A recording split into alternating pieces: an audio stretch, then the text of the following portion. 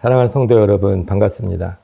오늘 하나님께서 우리에게 주신 말씀은 요한복음 4장 5절에서 18절 말씀입니다. 우리는 세상을 살면서 진리보다 거짓을 더 많이 믿고 하나님에 대해서 바르게 아는 것보다 오해하는 것들이 굉장히 많습니다. 그 이유는 뭐 그렇게 어렵지 않습니다. 그 이유는 하나님은 영적인 말씀을 하시는데 우리는 육적으로 받아들이니까 영적인 말씀을 육적으로 받아들일 때 오해가 생기고 진실이 왜곡이 되는 현상이 생깁니다. 이랬을 때 하나님께서는 이걸 이제 바로잡아 주시는데 세상에는 공짜가 없습니다. 우리가 흔히 말하는 그런 농담인데 왜 공짜가 없는지 아십니까? 하나님은 우리를 구원하실 때 자기 아들의 생명을 그 십자가에서 버리는 선택을 하셨잖아요. 그러니까 아들을 버리는 선택을 하신 거예요. 그리고 아들이 죽어가는 그 모습을 하나님께서 다 보셨잖아요. 그 대가로 우리를 구원하신 거예요. 그러니까 하나님께서는 우리의 삶을 놓거나 포기하기에는 너무 많은 가치와 너무 많은 대가를 지불하셨기 때문에, 그러니까 자기의 아들의 생명을, 죄 없는 아들의 생명을 우리를 위해서 십자가에서 죽이셔야 하는 그 모습을 바라보는 그만큼의 대가를 지불하셨기 때문에 우리가 지금 누리고 있는 모든 것은 그 대가에 대한 하나님의 공이고 하나님의 절대적인 은혜입니다. 여러분과 저가 잘나서 그런 은혜를 주시는 건 아니고요. 그냥 하나님께서 우리에게 주시는 일방적인 은혜입니다. 이런 하나님께서 우리에게 주시는 일방적인 은혜가 오는 과정에서 우리가 오해하는 것들이 너무나 많습니다. 그 대표적인 사건이 오늘 우리에게 주신 하나님의 말씀입니다. 우리는 이 여인에 대해서 큰 오해를 가지고 있습니다. 우리 예수님께서 유대에서 하나님 말씀을 전하시다가 유대 위쪽에 있는 갈릴리 지방으로 가시는데 원래는 이 사마리아는 잘 지나가지 않습니다. 여기 사마리아는 옛날 이스라엘의 수도인데 온갖 우상을 섬기는 그 나라에서 잡아온 포로들을 이 사마리아한테 섞어버리니까 이 안에 그냥 우상만 섬기면서 사는 그런 삶으로 변질이 됩니다. 그 삶이 뭐 거의 1000년, 700~800년 가까이 그런 삶을 살다 보니까, 그러니까 700~800년 동안 사마리아 땅은 우상을 섬기며 사는 그런 땅으로 변질이 된 거예요. 그러니까 예수님 오시는 그 당시에는 사마리아 안으로 사람이 안 지나갑니다. 그들은 하나님께 저주받은 백성이고 사람으로 보지 않아요. 근데 이상하게 우리 주님께서는 제자들이 먹을 거를 구하러 간 사이에 그 사마리아를 통과하면 안 되는데 일부러 가시는 거예요. 여러분은 여러분이 간절해서 어떤 어려움과 고난과 시련 중에 하나님을 부르짖으면 하나님이 여러분을 만나 주실 거라 생각하지만 잘못된 오해이고 잘못된 생각입니다. 오늘 이 여인이 야곱의 우물에서 물을 기르러 갈 때 운이 좋아서 예수님을 만난 건 아니고요. 예수님은 이 여인의 모든 삶을 알고 계시기 때문에 이 여인을 만나려고 사마리아를 통과해서 가시는 것입니다. 그러니까 하나님께서 여러분의 삶 가운데 찾아오신다는 것은 불행하게도 우리가 하나님을 간절하고 갈망하고 처절하게 하나님을 부를 때는 좋은 일이 생겼을 때보다 내 능력과 내 삶과 내가 갖고 있는 힘의 한계를 벗어났을 때 우리는 하나님께 기도합니다. 내 문제로는, 내 실력으로는, 내 능력으로는 이게 도저히 해결되지 않을 때 그때 우리는 하나님을 찾게 됩니다. 불행하게도 우리는 넘치는 은혜와 감사 속에서 하나님을 찬양하고 하나님께 기도하고 하나님과 함께하는 것을 구하는 것이 아니고 그 반대의 상황일 때 우리는 하나님께 간절하게 매달리고 기도합니다. 어쩌면 이 여인도 마지막 끝인지도 몰라요. 하나님께서 마태복음에 보면 5번째 영혼들을 찾아서 나섭니다. 아침에 나서고 6시에, 9시에, 12시에, 3시에, 5시에 이렇게 5번으로 이렇게 나눠서 우리 영혼들을 부르러 나가시는데 어쩌면 이 여인은 마지막 때 하나님을 간절하게 찾았는지도 몰라요. 그런데 사람들은 이 여인을 오해합니다. 남편을 많이 바꿨거든요. 이 여인하고 예수님하고 만나는 첫 장면은 이렇습니다. 예수님께서 여인한테 물을 달라고 하십니다. 원래 그 당시에 예수님 당시에 남자가 여자한테 말을 걸면 안 돼요. 이게 금기시되어 있습니다. 더군다나 사마리아 땅에서는 말을 걸면 안 돼요. 사마리아에 사는 사람들은 말 그대로 그냥 짐승이고 개입니다. 사람 취급을 못 받는 거예요. 몇백 년 동안 우상숭배를 하면서 살아왔기 때문에. 근데 여러분, 우리가 항상 기억해야 될 것은 모든 것은 하나님이 허락하셨다는 거예요. 여러분 상식을 벗어남에도 불구하고 하나님께서 환난도 지으시고 어둠도 지으십니다. 물론 해결 방법도 우리에게 내시고 길도 내주시지만 어둠과 환난을 창조하는 것도 하나님께서 하시는 일이에요. 이사야서에서는 분명히 그렇게 기록되어 있습니다. 그러니까 우리가 무엇을 잘못해서 환난이 오고 무엇을 잘못해서 내가 하나님께 얼마나 큰 잘못을 했길래 이 여인의 가정을 사단이 계속 깨는지는 이 여인도 모릅니다. 그러니까 외적으로 보면은 이 여인이 방탕해서 남편을 자꾸 바꾸면서 육적인 삶을 만족하려고 하는 그런 삶을 사는 여인처럼 보였지만 영적으로 이 여인을 살펴보면 예수님께서 그 우물가에서 이 여인을 만났을 때 말을 이렇게 주고받잖아요. 물을 달라.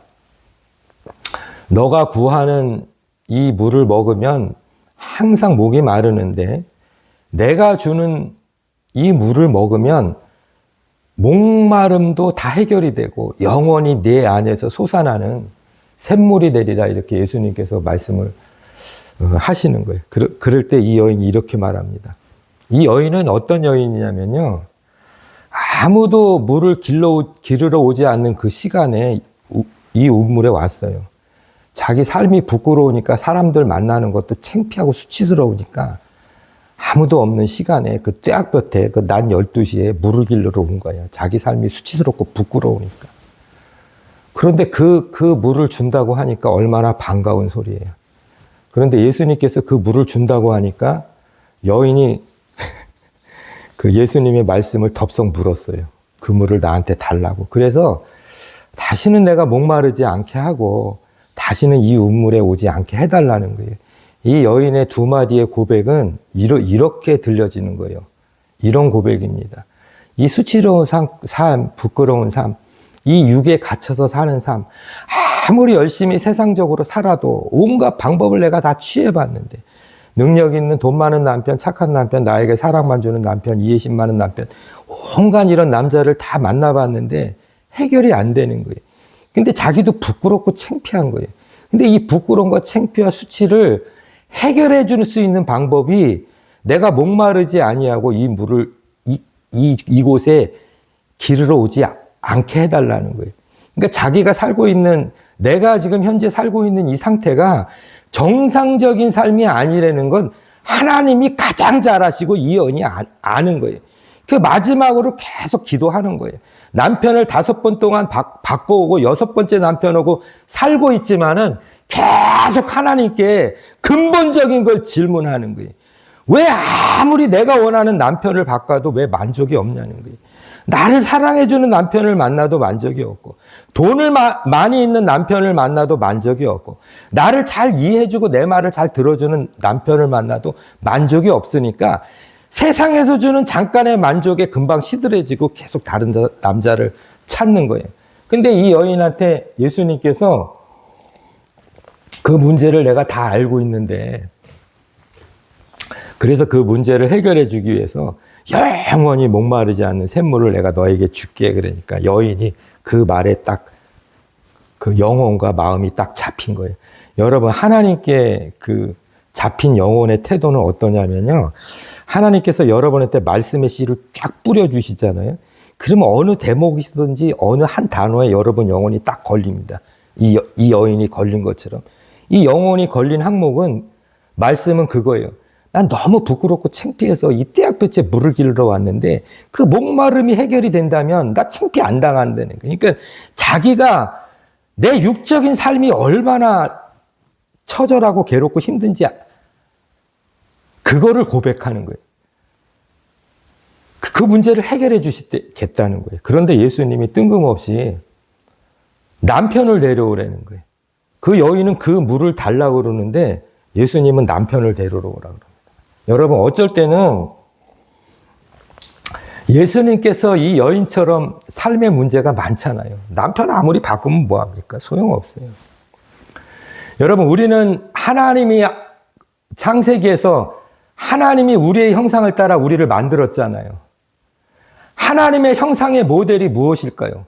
하나님은 우리처럼 눈, 귀, 코, 듣는 피부, 이 조직, 피와 살과 뼈가 없는 영적인 존재입니다. 그런데 하나님께서 우리의 모양을 따라서 만들었는데, 그러면 하나님께서 우리의 모양을 따라서 만든 그 우리의 모델이 어떻게 생겼냐 이거예요. 하나님처럼 우리 이렇게 안 생겼습니다. 하나님의 영적인 특징을 가지고 육적으로 하나님께서 빚어내신 건데, 하나님은 영원하시고 하나님의 마음은 광대하십니다. 여러분 영혼과 여러분 마음에 세상 것에 있는 모든 것을 다 담아도 왜 만족감이 없는지 아십니까? 왜 돈 많은 남편, 권세 있는 남편, 나를 사랑하는 남편, 나를 이해하는 남편, 나에게 잘해주는 남편을 만나도 여러분 영혼과 마음이 왜 공허한 줄 아세요? 여러분이 만드신 그 마음은 하나님 마음이에요. 하나님의 넓고 큰 마음이 있기 때문에 세상 것을 아무리 거기다 주워 담아도 만족이 안 돼요.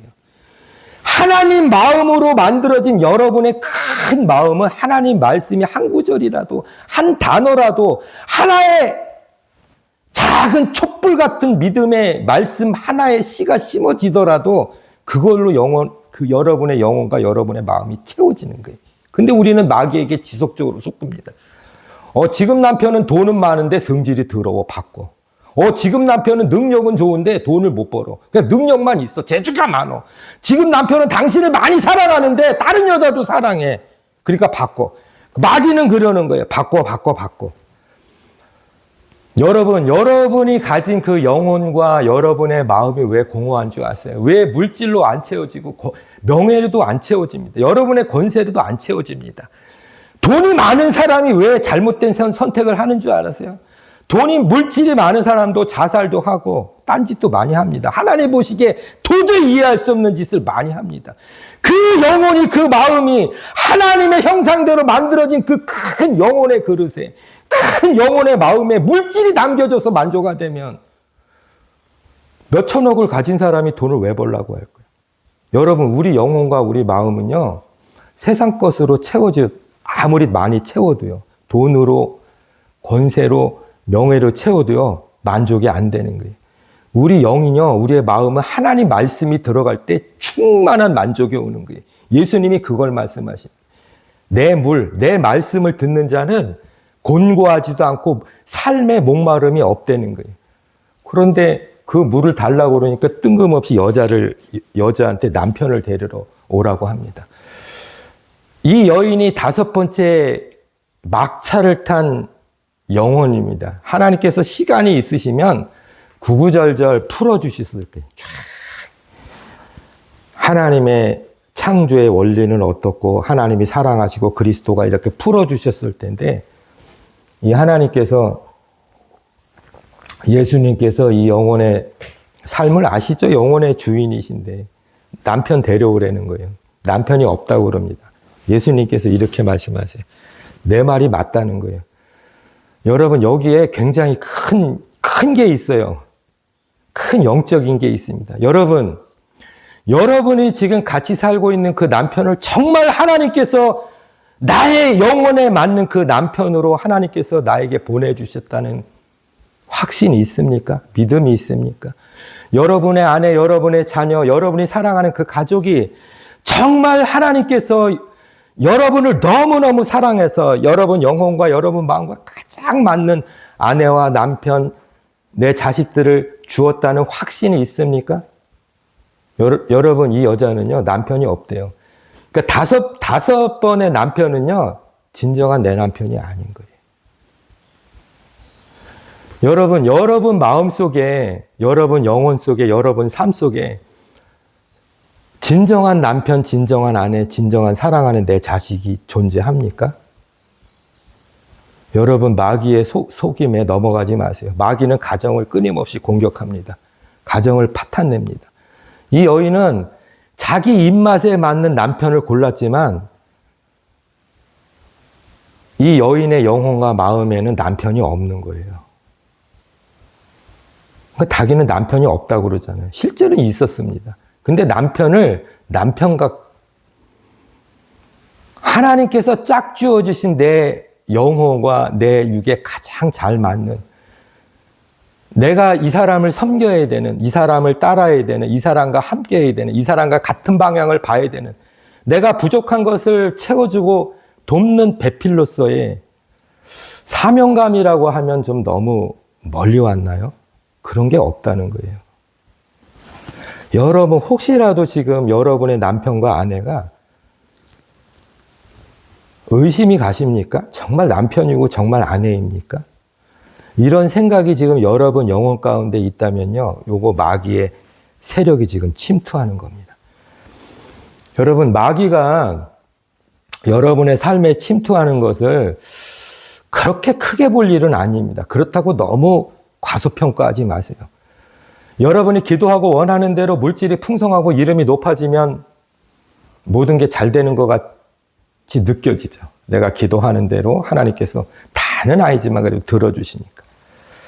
근데 여러분, 에덴 동산은 완벽했습니다. 노동을 하지 않아도 모든 것이 다 주어졌고요. 어떤 것을 어떤 방향을 들어봐도 하나님의 풍성함이 꽉 차 있었습니다. 근데도 죄가 들어왔습니다. 하나님보다 더 높은 것이 내 마음에 들어왔어요. 여러분 삶은 이 여인처럼 여러분 입맛에 맞는 모든 것이 다 완벽히 돌아간다고 해도 마귀가 감사하니까 마귀가 틈을 안 탈 것 같죠. 만족하니까. 여러분이 원하는 남편, 재물, 지위 다 갖춰져 있어요. 그러면 감사함이 넘치는데 마귀가 틈탈 일이 없잖아요. 근데 왜 에덴 동산에서는 마귀의 유혹에 왜 걸렸을까요? 여러분들이 이 여인이 남편을 통해서 얻고자 하는 것들이 계속 실패하는 것이, 물론 인간적인 욕심도 분명히 있습니다. 우리는 어리석기 때문에, 우리는 하나님께서 우리를 보시기에 우리는 다 양 같아서 제 갈 길로 가는 거예요. 여러분, 우리의 갈 길은 예수님이 가신 그 길이 생명의 길이고 진리의 길인데, 우리는 양 같아서 하나님을 안 보고 앞에 가는 엉덩이, 앞에 가는 양의 엉덩이만 보고 쫓아가는, 우리는 그래서 다 잘못된 길로 가는 거예요. 우리의 인도자는 하나님인데 물질을 따르고 권세를 따르고 명예를 따르고 내 개인적인 욕망과 집착을 따르다 보니까 내가 하나님을 바라보는 시선이 점점 세상적으로 가는 거예요. 이 여인이 그렇게 살았다는 거예요. 근데 그렇게 살아서 6번째 남편하고 살아보니까 답이 아니라는 거예요. 마지막에 하나님께 매달린 거예요. 예수님께서는 그걸 알고 이 여인을 만나러 사마리아를 가로질러서 야곱의 우물에서 드디어 이 여인을 만납니다. 하나님이 어떤 하나님이에요? 딱 영혼을 찌르잖아요. 남편을 데려오라고. 나에게 남편이 없다고 그러니까 내 말이 옳도다. 5이 있었으나 지금의 남편도 내 남편이 아니라는 거예요. 이 여인과 친한 사람은 이 여인에 대해서 잘 압니다. 진심도 압니다. 남자를 좋아해서 바꾼 것도 아니에요. 적당히 기회주의적입니다. 그런데 5이 바뀌었다는 건 몰라요. 왜 모를까요? 부끄럽잖아요. 창피하니까 숨기는 거예요. 아무한테도 모르고 하나님과 자기만 아는 비밀을 얘기합니다. 너 남편 5이었어. 지금 6번째야. 근데 지금 남편도 내 남편이 아니야. 그럼 뭐라는 거예요? 7번째 남편을 지금 찾고 있다는 거예요. 지금 남편도 아니라는 거예요. 자기가 말하지 않는 것을 내가 일생 동안 해왔던 걸 하나님께서 쫙 말씀하시니까 이 여인이 어떻게 된 거예요? 영혼이 낚인 거죠, 하나님께. 여러분, 하나님은 그런 하나님입니다. 풍족함에서도 부르시지만 이 여인과 같은 최악의 상태에서도 영혼을 부르십니다. 그러니까 이 여인이 내 앞에 있는 분이 그리스도라는 걸 처음엔 의심하잖아요. 나중에는 어떻게 돼요? 물동이를 버리고 자기 사는 수가성이라고 하는 성에 가서 내가 그리스도를 만났다고 전파를 합니다. 여기서 보세요, 여러분. 이 여인이 비록 세상을 살아가는 방법이 자기 나름대로 방식으로 하나님을 버리고 하나님 자리에 다른 게 와 있었잖아요. 상징적으로 남편이 앉았잖아요. 근데 그 상징적으로 앉은 그 남편의 자리는 여러분이 추구하는 명예와 부와 권력과 힘과 세상적인 성공의 자리입니다. 그걸 남편의 자리로 그냥 하나로 딱 상징적으로 하나님께서 말씀하신 거예요. 그 자리에 그게 하나님 것처럼 모시고 사는 거예요. 그런데 이 여인이 얼마나 갈급했으면 자기만이 알고 하나님만이 아는 내 삶의 수치가 드러나잖아요. 나 그렇게 번잡하게 살았다는 거예요. 이기적으로 살았다는 거예요. 나쁘게 살았다는 거예요. 정상적이지 않은 삶을 살았다는 거예요. 근데 여러분, 그게 여러분의 잘못만은 아니라니까요. 사단이 끊임없이 하나님께서 만들어준 이 가정을 파괴한다니까요. 이 가정이 계속 파괴가 당한 거예요. 물론 거기에는 인간의 욕심과 아집과 자기만의 불순종이 분명히 있습니다. 어리석음도 있습니다. 그런데 이 삶을 청산하고 싶은데 나도 평범하게 남편 하나 만나서 하나님 안에서 말씀 안에서 행복을 누려가면서 하나님께서 정말 내 남편을 내 아내를 사랑하는 내 자식을 주셨구나. 충분히 누리고 싶은데 마귀가 와서 계속 이 가정을 공격하는 거예요. 지금 6번째 가정까지 파괴될 운명에 놓여 있습니다. 그런데 이 여인이 얼마나 영적으로 갈급했으면 예수님께서 그 말씀 내 남편을 데려오라는 그 말 한마디에 우리 주님께서 내 남편 5이 있었지? 지금도 6번째인데 그거 내 남편 아니지? 요 말에 모든 인생이 다 뒤집어지는 거예요. 모든 생각이 다 정리가 되는 거예요. 자기가 살아왔던 모든 수치가 벗겨지는 거예요. 그 수치에서 전부 다 해방이 되는 거예요. 이것은 마치 아담과 하와가 선악과를 먹고 자기가 벌거벗었음을 두려워하여 나무 뒤에 숨잖아요. 그래서 우리 주님께서 가죽옷을 입혀서 수치스러운 부분을 가려주잖아요. 너무나 수치스러움을 느껴서 두려움 가운데 숨어 있을 때. 우리 주님은요, 그러신 분이에요. 뭘 그러시냐고요? 우리 주님이 아담과 하와가 수치롭게 생각하는 그 부분을 가죽옷을 벗겨서 가려주셨잖아요. 하나님은 여러분의 수치를 드러내십니다. 여러분의 부끄러운 부분을 말씀으로 다 해주세요. 이 여인 앞에서 우리 주님께서 말씀하셨잖아요. 너 남편 지금 6이지. 지금 남편도 내 남편이 아니야. 너 그렇게 살아. 그런데 이 여인은 그 말씀을 어떻게 받아들였어요? 당신이 메시아입니다. 얼마나 자기 삶에 벗어나고 싶고 안 되는 거예요. 이게 내 힘으로 안 끊어지는 거예요. 세상적인 욕심에서 잘못된 신앙에서 내 수치에서 부끄러움에서 아무리 끊으려고 해도 너무 부끄러워서 사람들 만나기 싫어. 낮 12시 너무 더운 햇빛이 쨍쨍 뛰는 그 떼약볕에 물을 길러러 가도 너무 수치스러우니까 사람 만나서 나에 대해서 얘기하고 떠드니까 창피하니까. 그래도 이 삶이 안 벗겨지는 거예요. 세상 것을 아무리 해도 그 상징이 남편이지만 아무리 세상 것을 내 영혼에 담아도 안 되는 거예요.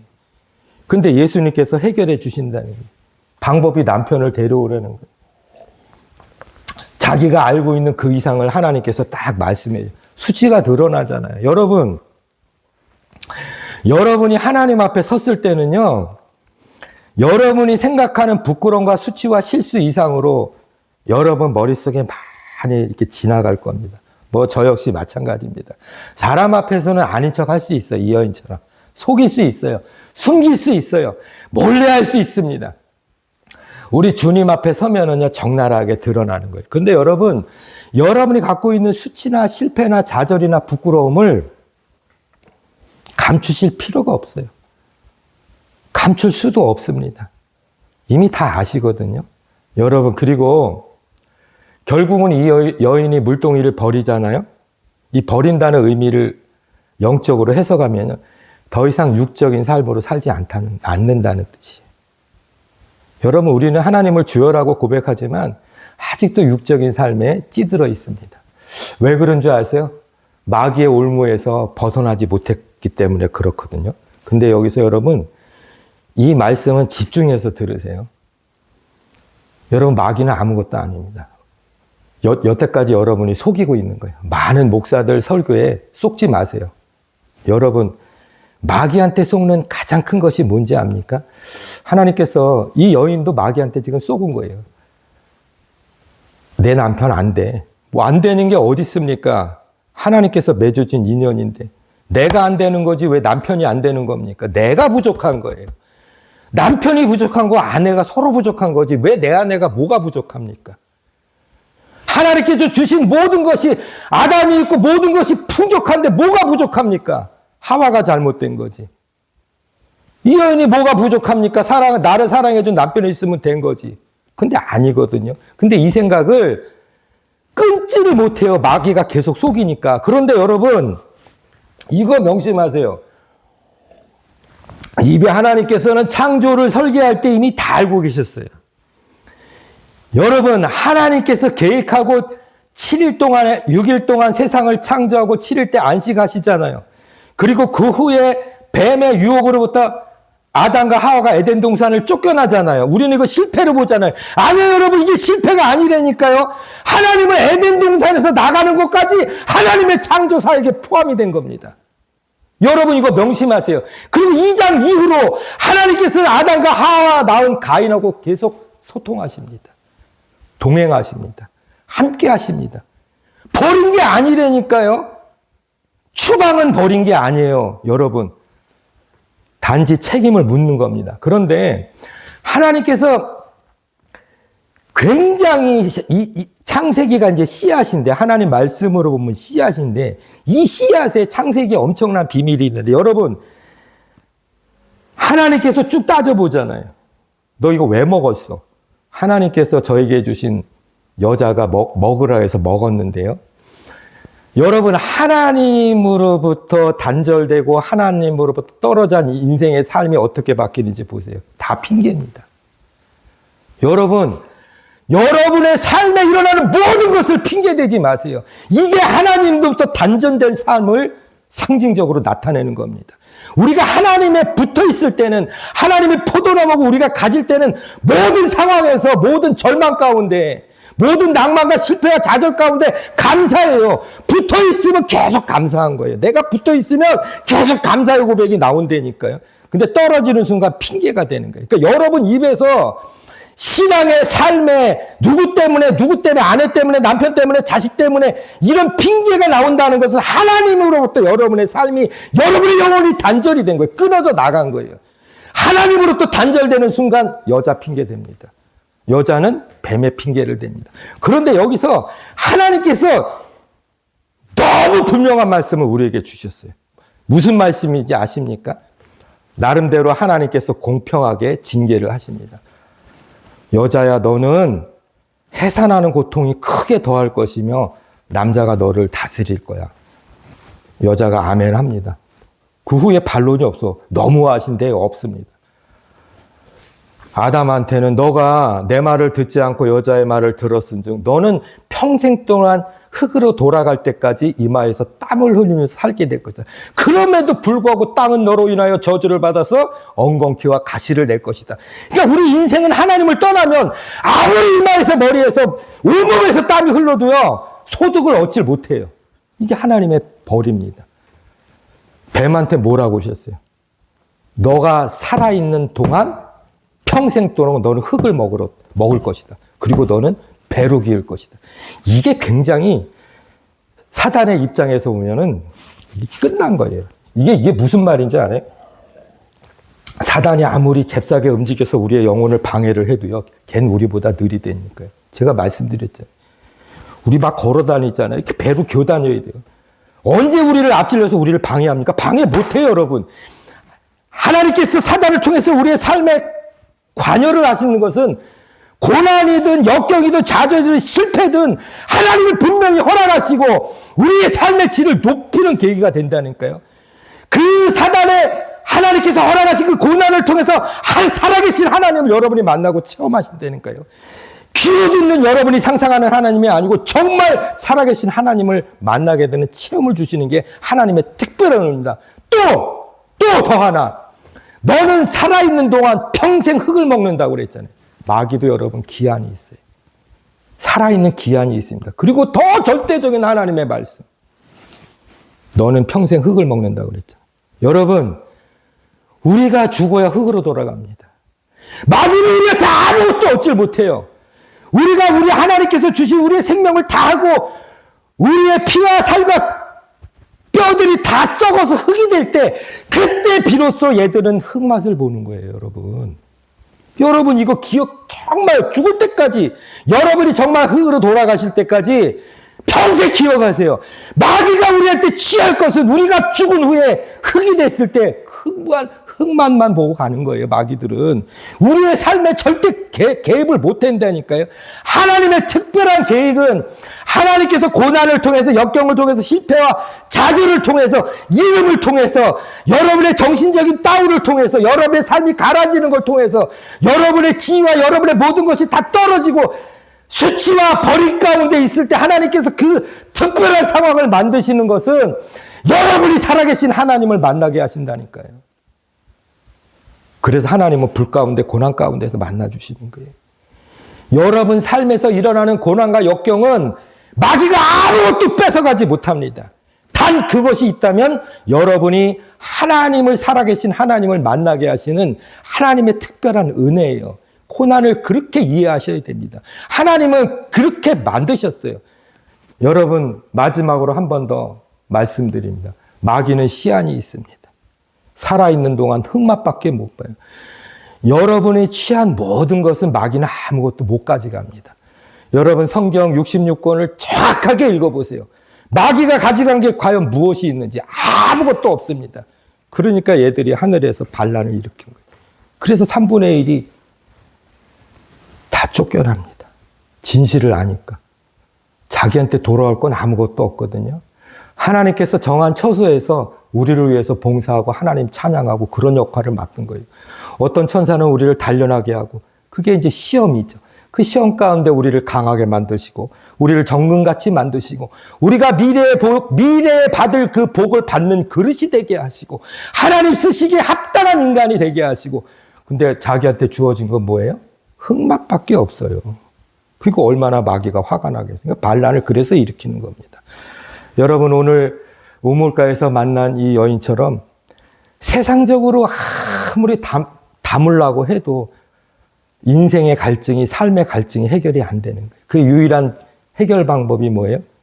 말씀이 내 삶과 내 영혼 가운데 들어왔을 때 그게 해결이 된다는 하나님의 약속과 하나님의 말씀입니다. 아멘.